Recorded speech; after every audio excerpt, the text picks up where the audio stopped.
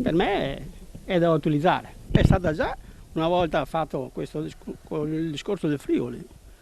Ah sì, È stato già impiegato. Bisogna andare indietro di quasi 45 anni al terremoto del Friuli del 1976 per immaginare questi spazi abitati da famiglie in fuga. All'epoca si trattava di un disastro della natura, oggi di una tragedia causata dall'uomo. Villa Rieti, Rota, nel pieno della campagna mottense, potrebbe diventare una delle principali strutture d'accoglienza per il popolo ucraino in Veneto. Così ha anticipato lo stesso presidente Zaia, stimando in 50.000 i profughi che a breve potrebbero arrivare sul territorio regionale. Per anni in dotazione a Veneto Agricoltura lo stabile voluto dal Vise Tiepolo nel 1580 è di proprietà regionale e conta su numerosi alloggi pronti ad aprire i battenti in caso di necessità. Per il momento però regge il sistema dell'accoglienza diffusa che vede in campo famiglie, privati, associazioni e comuni. Tutta la Marca è mobilitata. A Solighetto, nella casa Fabbri messa a disposizione dall'omonima fondazione, sono attesi 8 arrivi nelle prossime ore. Donne, bambini e ragazzi, tra l'altro un nucleo che ha subito anche la separazione dei figli maggiorenni che purtroppo devono fermarsi in Ucraina per la legge marziale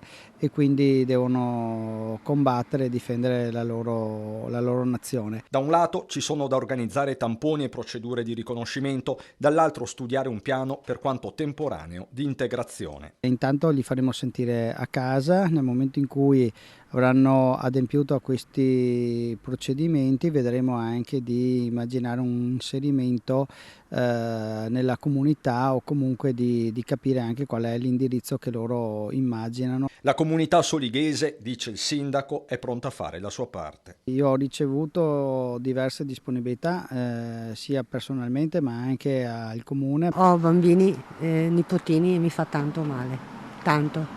Lei è pronta a dare un contributo, una mano? Certo, più che volentieri quello che posso, sì.